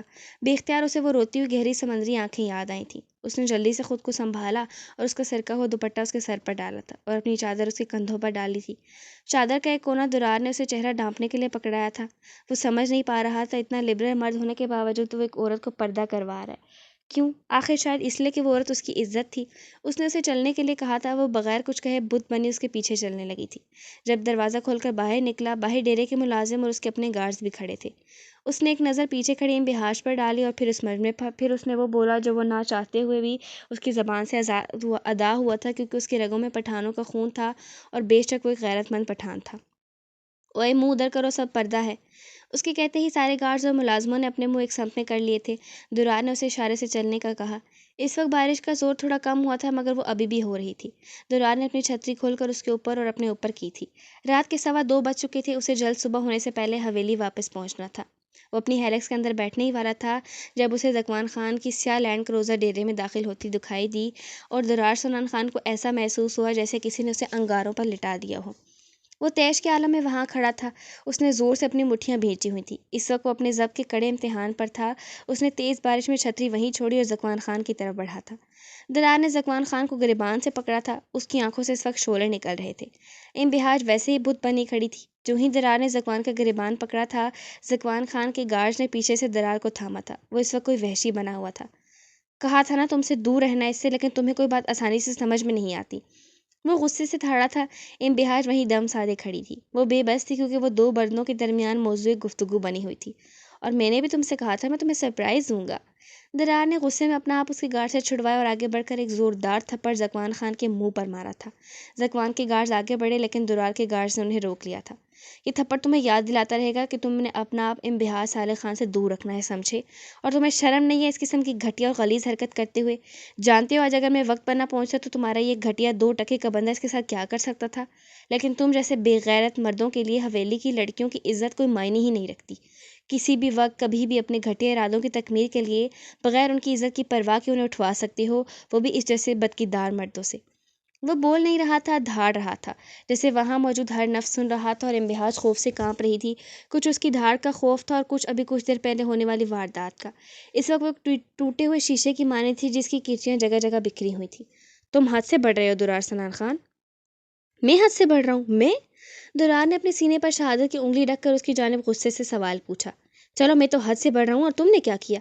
अपनी खानदान की लड़की को रात के इस पर खामोशी से उठवा लिया, ये सोचे बगैर कि वो रात भर बाहर रहेगी तो क्या इज्जत रह जाएगी उसकी। तुम तो मोहब्बत करते हो ना इससे। दुरार के ये अल्फाज सुनकर इम्बिहाज के अंदर छन से कुछ टूटा था। वो कह सकता था कि कोई और उससे मोहब्बत करता है। हाँ करता हूँ मोहब्बत, बहुत करता हूँ। जवाब उसी ढिठाई से आया था। तो फिर मोहब्बत की इज्जत करना भी सीखो। अपनी मोहब्बत को इस तरह भेड़ियों के हवाले नहीं किया जाता, समझे। उसने एक नज़र पास खड़े हुए सफदर के जख्म ज़दा चेहरे पर नफरत डाली और इम्तियाज़ को गाड़ी में बैठने का इशारा किया और ख़ुद उसके लिए फ्रंट डोर खोला। वो अभी भी बुत बनी खड़ी हुई थी। दुरार ने बहुत सब्र से उसका ये रवैया बर्दाश्त किया था। जब वो फिर गाड़ी में नहीं बैठी तो उसने गुस्से से देखा। अब अगर आपका ये शौक़ ख़त्म हो गया हो तो बराए मेहरबानी गाड़ी में तशरीफ़ रख लें। इम्तियाज़ ने अपनी आंसू भरी आंखें उठाकर दरार के गुस्से से भरे हुए चेहरे की जानिब देखा था, जो अभी भी इसे गुस्से से घूर रहा था। एक मिनट, किधर लेके जा रहे हो तुम उसे? ज़कवान खान की भी बर्दाश्त ख़त्म हो चुकी थी। वो अपनी आंखों के सामने अपनी मोहब्बत को अपने दुश्मन के साथ कैसे जाने दे सकता था। वहीं जहाँ से तुमने इन्हें उठवाया था। जवाब उसे गुस्से और सर्द मेहरी से दिया गया था। किस रिश्ते से तुम उसे अपने साथ लेकर जा रहे हो? इस फजूल बात का कोई मकसद? मेरा उनसे रिश्ता क्या है मेरा नहीं ख्याल तुम्हें बताने की ज़रूरत है। तुम्हें बेहतर पता है। वही रिश्ता ना जिसे तुमने कबूल नहीं किया और अब सिर्फ तुम मुझे नीचा दिखाने के लिए शादी करे हो। मैं तो कहता हूँ खुद पर इतना जबर मत करो और चुपचाप मेरा निकाह कर दो इससे, यहाँ पर। हवेली में मैं सब संभाल लूँगा, लेकिन मैं इम्तिहाज से दूर रहने का सोच भी नहीं सकता। इम्तिहाज अब गाड़ी की फ्रंट सीट पर बैठ गई, पर ज़कवान खान की आवाज़ उसके कानों से टकराई। उसे सही मानों में लग रहा था जैसे उसके इर्द गिर्द की ज़मीन घूम रही हो। बकवास बंद करो अपनी। अब की बार दुरार का जब जवाब दे गया था। वो तैश के आलम में उसकी जानिब बढ़ा था और यके बाद दीगर कई मुक्के उसके पेट में मारे। ज़कवान खान के गार्ड्स तेज़ी से दुरार की जानिब बढ़े, लेकिन इस वक्त उसे कोई परवाह नहीं थी। वो जुनूनी हो चुका था। गार्ड्स ने दुरार को ज़कवान खान से पीछे हटाया था और उसके पेट में एक टांग मारी थी। दुरार करा कर पीछे हटा। दुरार के गार्ड्स भी ज़कवान के गार्ड्स की जानिब बढ़े थे और वहाँ एक ज़बरदस्त लड़ाई हो गई थी। तुझे क्यों इतनी आग लग रही है आखिर? हाँ, क्या है वो तेरी शादी पर तू मान रही ना उससे? ज़कवान ने अपने होंठ से निकलने वाला खून साफ किया था और दुरार से तपा देने वाला सवाल पूछा। होने वाली बीवी है मेरी, इससे ज़्यादा और क्या रिश्ता होगा मेरा? उसने उसे घूर कर कहा था। होने वाली है, हुई तो नहीं ना। एक बार फिर ज़कवान खान उसके मुकाबिल था। सिर्फ 2 दिन है, सिर्फ 2 दिन। उसने चबा चबा कर कहा था और 2 उंगलियां उसके सामने की थी। 2 दिन के बाद ये शरई और कानूनी इम्तिहाज साले खान से इम्तिहाज दुरार सनान खान बन जाएगी। आई समझ? फिर तुम क्या, कोई और ज़कवान खान नहीं होगा जो मेरी मलकियत पर अपना हक दावा जताने आए, समझे? वो उसे जताता हुआ अपनी हेलेक्स की जाने बढ़ा था। बारिश अब तकरीबन ख़त्म हो चुकी थी और सर्दी बढ़ गई थी। सर्दी और बारिश में वो दोनों खड़े रहने के बायस दुरार और ज़कवान दोनों ही पूरे भीग चुके थे। इम्तिहाज पहले से ही गाड़ी में बैठ चुकी थी। दुरार ने ड्राइविंग सीट का दरवाज़ा खोला और खुद अंदर बैठ गया। अंदर बैठते ही उसने हीटर ऑन किया था, क्योंकि सर्दी काफ़ी हद तक बढ़ चुकी थी। उसके गार्ड भी उसके पीछे बैठ चुके थे। उसने हेलेक्स स्टार्ट की, सन से डेरे का गेट क्रॉस करके और पीछे ज़कवान खान पेचोताब खाकर रह गया। फिर इसकी निगाह सफदर की जानिब उठी थी और वह सफदर की जानिब बढ़ा था, जो अभी भी ज़कवान के गार्ड्स ने पकड़ रखा था। तेरी जुर्रत कैसे उसे हाथ लगाने की? हाँ, मना किया था ना कि उसे छूना नहीं। मेरी बात मानने से तूने इनकार किया कैसे? आखिर बोल। ज़कवान खान ने उसे बालों से पकड़ा था और चेहरा ऊंचा करके उससे इस्तफसार किया था। खान जी, मुझे मुझे माफ़ कर दें प्लीज़। वो उससे इल्तिजा कर रहा था। माफ़ कर दूँ? कभी नहीं। उसे तो मैंने भी हाथ लगाने का सोचा नहीं था कभी, तो तूने हाथ कैसे लगाया उसे? ज़कवान ने उसके दोनों हाथ एक झटके से तोड़े थे। उसकी चीखें पूरे डेरे में गूंज रही थीं और फिर उसके हुक्म पर उसे वहाँ से ले जाया गया था और कैद करने का हुक्म दिया गया था, क्योंकि ज़कवान खान अपने दुश्मनों को कभी माफ़ नहीं किया करता। अजीब सूरत हाल होती जा रही है। रात के बाद रात होती जा रही है। वो तो आज भी मुकम्मल है, पत्थर की तरह। रेज़ा रेज़ा तो मेरी ज़ात होती जा रही है। गाड़ी में मुकम्मल सकूत था। दुरार बहुत संजीदगी से गाड़ी ड्राइव कर रहा था। इस वक्त रात के 2:15 बज चुके थे और तकरीबन 2:30 बजे दादी और बीबी जहान तहज्जुद के लिए उठ जाते थे, और ये बात दुरार अच्छे से जानता था। इसलिए उसकी स्पीड एक्सलेटर्स पर बढ़ती जा रही थी और साथ में ज़कवान खान के अल्फाज भी उसके जहन में गर्दिश कर रहे थे कि मेरा निकाह पढ़वा दो उससे, क्योंकि मैं उसे दूर रहने का सोच भी नहीं सकता। और जो ये अल्फाज उसके जहन में गर्दिश कर रहे थे, गुस्से से उसकी रगें नसें उभरती जा रही थी। आज उसकी ज़िंदगी में पहली दफ़ा ऐसा हुआ था कि उसकी चीज़ पर किसी और ने अपनी पसंद का दावा किया था। ये बात क्यों भूल गया था कि उसके साथ वाली सीट पर बैठी हुई हस्ती कोई चीज़ नहीं, बल्कि वो जीती जागती इंसान है, जिसके जज्बात हैं, जिसके एहसासात हैं। दूसरी तरफ इम्तिहाज तो इस कैफियत में थी कि किसी भी किस्म के एहसास से आ रही थी। उसे ऐसा महसूस हो रहा था जैसे किसी ने उसका अंदर ख़त्म कर दिया है। बेख्तियार उसे एहसास हुआ था कि वो इस वक्त दरार सनान खान के कितना करीब बैठी हुई है। उस इंसान के करीब जिसे वो अपनी ज़िंदगी में सबसे ज़्यादा चाहती थी, जिससे वो बेपनाह इश्क करती थी, जिसकी ज़ात पर अल्लाह से جس کی ذات پر اللہ سے ہمیشہ صبر کرتی آئی تھی۔ بے اختیار ہی اس کی نظریں اسٹیئرنگ پر رکھے اس کے ہاتھ پر گئیں جس کی نسیں ابری ہوئی تھیں۔ اسے محسوس ہو گیا تھا کہ وہ اس وقت کتنے غصے میں ہے، پر اسے ایسا نہیں پوچھنا چاہیے تھا ذکوان خان سے کہ کیا وہ انبہار سے محبت کرتا ہے کہ نہیں۔ وہ کیسے پوچھ سکتا تھا یہ بات اس سے؟ ایک بار پھر انبہاس کے اندر کوئی آری چلی تھی۔ بے اختیار اس نے اللہ سے پوچھا تھا کہ کیا اس وجہ سے اسے صبر دیا تھا کہ وہ اپنے بجائے کسی اور سے اس کی محبت کا اقرار کروا رہا تھا؟ کیوں کر رہا تھا وہ ایسا؟ کیوں کیا اس نے ایسا؟ ایک آنسو پھر سے اس کی آنکھوں سے گرا تھا اور درار کی براؤن شال میں جذب ہو گیا تھا۔ گاڑی حویلی کے گیٹ میں داخل ہوئی تھی۔ رات کے 2:25 پر وہ اسے حویلی لے کر آ گیا تھا، بالکل اسی حالت میں جس حالت میں وہ حویلی سے گئی تھی۔ اس نے اپنی ہیلکس پوش میں کھڑی کی اور لاک اوپن کر دیے۔ وہ اسپاٹ چہرے کے ساتھ ابھی بھی ڈرائیونگ سیٹ پر بیٹھا ہوا تھا اور اس کے اترنے کا منتظر تھا۔ اتریں اب کہ میں آپ کو اٹھا کر چھوڑاؤں اندر، وہ جھلا کر اسے کہہ رہا تھا، اور پھر انبہاج گاڑی سے اتری تھی اور قدم اندر کی جانب بڑھنے ہی والے تھے کہ بے ساختہ اس کا ہاتھ درار کی شال پر گیا۔ اس نے شال کو چھوا اور پھر درار کی سرخ ہوتی آنکھوں میں دیکھا۔ وہ بھی اسے ہی دیکھ رہا تھا اور کسی حد تک اس کی بات بھی سمجھ گیا تھا۔ اسے آپ رکھ سکتی ہیں، جواب پھر سے سخت لہجے میں ہی دیا گیا تھا۔ جی اس نے قدم بڑھائے، پیچھے سے اس کی آواز سنائی دی۔ سنیے۔ اس کے قدم وہیں رکے تھے لیکن وہ مڑی نہیں۔ اس وقت گویا انبہاس سالک پتھر کی ہو گئی تھی، کیونکہ اسے درار سنان خان مخاطب کر رہا تھا تو وہ کیسے نہ پتھر ہوتی۔ اس کا دل تیزی سے دھڑکا تھا، اتنا تیز کہ اسے لگ رہا تھا اب ہی پھٹ جائے گا۔ 2 دن بعد میرے کمرے میں اپنا دل و دماغ صاف کر کے آئیے گا، مجھے اپنی چیزوں میں شراکت داری پسند نہیں ہے۔ وہ کہہ کر گاڑی سے اتر کر مین ڈور کی جانب بڑھ گیا اور وہ وہیں اس کی بات کا مطلب سمجھ کر ساکن رہ گئی تھی۔ اس نے اپنی دونوں آنکھوں کو بے اختیار کرب سے زور سے مینچا تھا، اتنا زور سے کہ اس کی آنکھوں میں ٹیس اٹھی تھی، اور پھر اس نے اندر کی جانب قدم بڑھا دیے تھے اور تقریباً دوڑنے کے انداز میں اپنے کمرے میں پہنچی تھی۔ کمرے کا دروازہ کھولا، اندر کمرہ ویسا ہی تھا جیسا وہ چھوڑ کر گئی تھی۔ وہ اپنے بیڈ کے پاس کھڑی تھی۔ اس نے اپنے کندھوں سے درار کی چادر اتار کر اسے اپنے سامنے کیا اور چادر پر گرفت مضبوط کی تھی۔ خدا پوچھے گا محشر میں ستایا تجھ کو کس کس نے، اشارے سے میں کہہ دوں گا کہ یہ سرکار بیٹھے ہیں۔ وہ چادر کو خود سے لگا کر وہیں بیڈ کے ساتھ ساکن بیٹھ گئی تھی۔ درار کے الفاظ اس کے دماغ پر کسی ہتھوڑے کی طرح برس رہے تھے۔ اپنے دل و دماغ کو صاف کر کے آنا، مجھے اپنی چیزوں میں شراکت داری پسند نہیں ہے۔ کس دل و دماغ کو صاف کرنے کی بات کر رہے ہو تم درار سنان خان؟ وہ دل و دماغ جس پر بچپن سے لے کر آج تک تم قابض ہو۔ سوچ لو دلار، اگر تمہارے پاس آنے سے پہلے میں نے اپنے دل و دماغ کو صاف کر لیا تو کیا ہو، میں تو پہلے ہی زندوں میں شمار نہیں ہوتی، پھر تو تم بھی میرے ساتھ شامل ہو جاؤ گے۔ کیا سوچ کر تم نے مجھ سے یہ کہا کہ تمہاری ذات نے مجھے ہمیشہ اذیت دی ہے؟ بے اختیار وہ اپنی روح میں سے شکوہ کر بیٹھی تھی، پھر جب اپنے کیے گئے شکوے کا احساس ہوا تو بے اختیار خود کو جھنجھوڑا۔ نہیں انبہاج، کیا کر رہی ہو تم؟ اس نے بے ساختہ خود سے سوال کیا تھا۔ جن سے عشق کیا جاتا ہے ان سے تو کبھی کوئی شکوہ کیا جاتا ہی نہیں، پھر تم کیوں شکوہ کر رہی ہو؟ جب تمہارے دل میں کوئی میل ہے ہی نہیں تو صاف کیا کرو گی؟ میں تم سے کبھی کوئی شکوہ کر ہی نہیں سکتی درار سنان خان، کیونکہ شکوے کرنے کا حق تو تم نے مجھ سے بہت پہلے ہی لے لیا تھا۔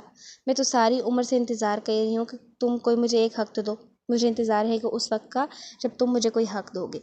اس نے بے دردی سے اپنے ابڑنے والے آنسو کو صاف کیا تھا اور تہجد کی نماز کے لیے وضو کرنے چلی گئی۔ تمہیں تو لفظوں سے کھیلنا بھی نہیں آتا، تمہیں تو دل توڑنا بھی نہیں آتا، تم وہ ہو جسے محبت نہیں آتی، تم وہ ہو جسے عشق کرنا نہیں آتا، تم نہیں ہو واقف دل کے ہتھیاروں سے، تمہیں تو دل رکھنا بھی نہیں آتا۔ تم سے شکوہ کروں بھی تو کیسے ایمن، مجھے تو تم سے عشق میں شکوہ بھی نہیں آتا۔ درار اسے وہیں چھوڑ کر تیزی سے اپنے کمرے میں آیا تھا۔ اس نے اپنا وجود آئینے میں دیکھا تھا، بکھرا بکھرا حلیہ، گیلی شلوار قمیض، گیلے بھورے بال ماتھے پر بکھرے ہوئے تھے، آنکھیں ضبط سے سرخ ہو رہی تھیں۔ اس نے تقریباً گہرا سانس لیا تھا اور خود کو کمپوز کیا تھا۔ وارڈروب سے اپنے کپڑے نکالے اور واش روم میں چینج کرنے چلا گیا تھا۔ تقریباً 5 منٹ بعد وہ فریش ہو کر باہر آیا تھا۔ ایک دم اسے سردی کا احساس ہوا تھا۔ وہ اپنے بستر کی جانب آیا اور بیڈ پر بیٹھ کر کمبل خود پر ڈال لیا۔ وہ ساری رات نہیں سویا تھا مگر نیند ابھی بھی اس کی آنکھوں سے کوسوں دور تھی۔ اس نے آنکھیں بند کی تو گہری سمندری آنکھیں اس کے ذہن کی اسکرین پر نمودار ہوئی۔ وہ روتی ہوئی گہری سمندری آنکھیں پتہ نہیں کیوں اسے تکلیف دیتی تھیں، اور جب ان گہری سمندری آنکھوں میں دیکھتا اسے عجیب سا دکھ ہوتا تھا۔ اس کی سنہری لمبی زلفیں اور گہری سمندری آنکھیں دیکھ کر اس کا دل کیا تھا کہ وہ اس حسن کا چہرہ دیکھے، اور آج قدرت نے اس کی یہ خواہش پوری کر دی تھی۔ اس نے جتنا حسین ان آنکھوں اور زلفوں سے تصور کیا تھا وہ اس تصور سے کہیں زیادہ حسین تھی، اتنی کہ درار سنان جیسا مرد جس نے اپنی 27 زندگی میں بے شمار حسن دیکھا تھا، اس کے حسن سے ایک پل کو ہل گیا تھا۔ یوں معلوم ہوتا تھا جیسے اللہ نے اسے بڑی فرصت سے بیٹھ کر بنایا ہے۔ اس کے خد و خال میں اس کی بالکل پرفیکٹ تراش خراش، اور سب سے بڑھ کر اس کا معصوم اور پاکیزہ چہرہ جو اس کے حسن کو 4 چاند لگا دیتا تھا۔